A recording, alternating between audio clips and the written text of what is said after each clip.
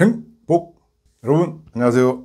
오늘 장군이 전하는 사연은 장영모 님이 보내주신 가자 백골부대로 입니다. 1978년 2월 입대하여 논산을 거쳐 김해공병학교 후반기 교육후 구포에서 군용열차를 타고 의정부 망월사역에 내려 100일 보충대로 갔습니다. 며칠 대기 후 여러 후반기 교육기관에서 온 병력, 하사관학교 수료 온 하사들, 논산에서 바로 온 병력 등 많은 병력이 팔려가는 시간, 백일보 연병장에는 많은 군용 트럭과 한진 관광버스 서너 대가 대기하는 가운데 간부와 기관병들이 트럭 타면 서울과 가깝고 관광버스 타면 최전방에 팔려간다 라고 공포스러운 말을 한마디씩 던질 때 설마 나는 트럭을 타겠지 하고 중얼거렸습니다. 드디어 이름을 부르는데 한진 관광버스 앞으로 가라고 합니다. 우리 구독자님의 그 당황하는 표정이 그려집니다. 얼마나 놀랐을까요? 버스 앞 신임 하사와 병 등 30여 명이 어디로 팔려가는지 몰라서 궁금해하고 있는데 지나가는 백일보 기관병의 친절한 설명에 모두가 얼굴이 하얗게 되고 눈에 초점이 없어졌습니다. 팔려가는 부대는 철원 백골부대야.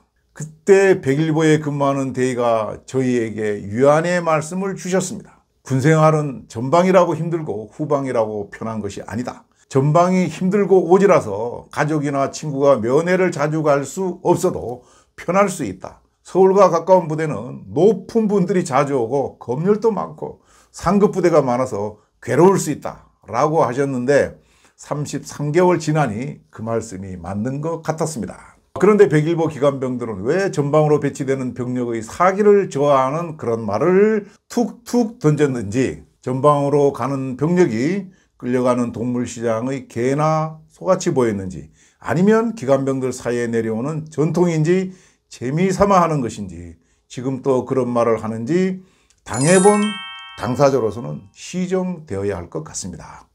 저도 공감합니다. 제가 대대장 할 때도 연대 인사과에서 우리 대대로 배치되는 병력에게 항상 힘들다고 겁을 준다는 것을 알고 제가 그 시정 조처를 한 적이 있습니다. 지휘관들이 이제 못하게 하지만은 일부 기관병들이나 조교들이 그렇게 하는 경우가 있지만 과거보다가 현재의 줄었을 겁니다.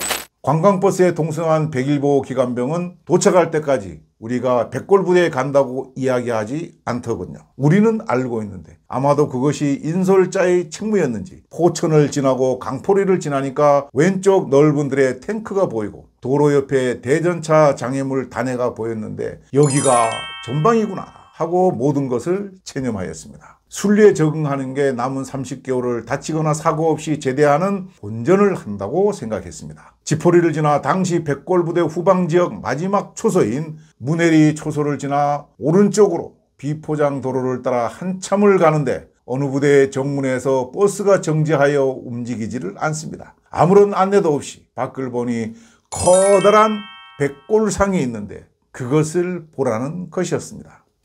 참 대단하십니다. 44년 전 버스에서 본 조그만 시골 동네와 대전차 장애물 등 도로 옆에 각종 구조물까지 정확하게 기억하고 계시네요. 오랜 세월이 지나도 대부분 군생활을 생생하게 기억하는 게 신기합니다. 버스 안의 모두는 다시 한번 동태가 되었습니다. 모두 공포에 질렸습니다. 그런데 뒤에 알고 보니까 그렇게 하는 것이 백골부대 전통이라고 합니다. 한진 관광버스 기사는 자주 오기 때문에 매뉴얼대로 실천하였다고 합니다. 그곳은 신교대였는데 신병교육하는 신교대가 아니고 백골부대로 처음 배치되는 장교, 부사관, 병 모두가 백골사단 전입교육을 받는 곳으로 장교, 부사관들도 처음 오면 백골상을 보고 가슴이 띵 하였다고 합니다.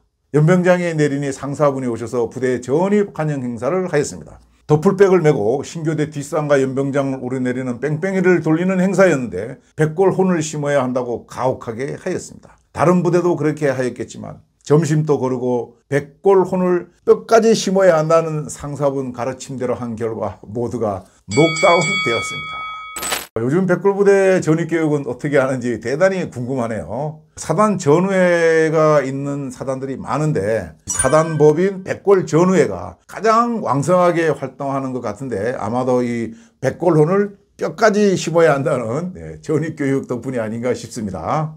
이후 백골부대에서 근무하며 좋은 전우들을 만나 지금까지 함께하고 있습니다. 논산을 거쳐 김해 공병학교에서 112 폭파 주특기 후반기 교육을 받을 때 공수마크가 그려진 전투모를 쓰고 교육을 받는 수십 명의 소위를 보았는데 교관이 말하기를 저기 교육받는 분들은 여러분들이 전방에 가면 소대장으로 만날 분들이다 라고 하셨습니다.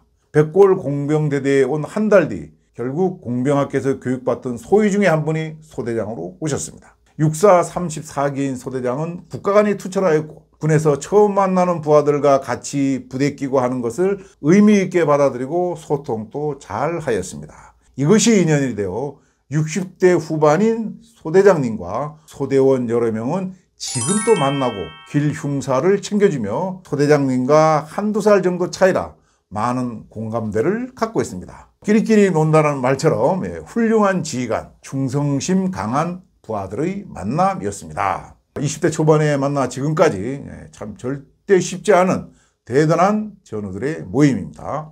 소대장님은 그 88 서울올림픽 조직위원회에 파견되어 현역 소령으로 영어 통역을 담당하며 각국 통역 자원봉사자 30여 명을 지휘하는 통역단장을, 김영삼 대통령 시절에는 중령으로 앙골라 PKO 초대단장을 역임했고 2003년 이라크의 서해 부대장 및 이라크 한국군 지원단장으로 가게 되어 파병전의 소대원 부부 가족들이 부대에 방문하여 건승을 기원하였습니다. 구독자님 소대장은 제 육사 4년 선배인데 아주 훌륭한 군인이었습니다. 전역자들은 본인이 복무한 부대 방면으로 소변도 누지 않는다고 하는데 새천년인 2000년 전역 20년 기념으로 백골부대 공병대대에 방문하자고 하여 철원군 서면 신수리에 있는 공병대대에 그 당시 현역 대령이었던 소대장님과 소대원 여러 명이 함께 갔는데 철원은 겨울에 춥고 여름에는 덥고 장마철에 비가 많이 내리는 곳인데 대대 환경이 완전히 바뀐 것을 보았습니다. 공병대대에 가니 행보관이 우리가 근무할 때 소대 하사였던 분이었고 옆중대 하사였던 분이 상사로 있어 정말 반가워서 모두 가슴이 뭉클했습니다. 우리와 현직 공병대대장, 전우였던 행보관 및 상사분 등이 같이 식사하고 공병대대장이 사단사령부에 이야기하여 이튿날 멸공 오피를 방문하여 북한 지역 철원 평야를 바라봤습니다. 멸공 오피는 국내의 기빈들이 백골부대에 방문하면 TV에 소개되는 바로 그곳입니다. 그 당시가 가을이라 돌아오면서 지포리에 있는 미국 처리장에 가서 갓 도정한 철원 오대미를 한 벌씩 구입하였고 대구에서 구경하기 힘든 쌀이라 주위 분들과 나눠 먹었는데 밥맛에 탐복하던 기억이 납니다. 소대장님은 그 후 합참, UN 그루지아 정전감시단 등에서 국위선양도 하셨고 전역하신 후에도 평창 동계올림픽 조직위원회에서 행사 2년 전부터 관여하셔 큰 역할을 하셨습니다. 지금도 우리는 만나면 그분을 소대장님이라고 크게 부릅니다. 어찌 보면 이것이 피 끓는 전우애이고 남자들의 변함없는 우정이라고 생각합니다. 오늘 힘든 백골부대에서 백골혼으로 꽉 찬 보람된 군생활을 마치고 그때 인연으로 지금까지 소대장님과 함께 소대원들이 끈끈한 전우애를 이어가고 있는 모습을 그려주신 장영공님께 감사드리며 여러분들의 많은 사연을 기다리겠습니다. 행복!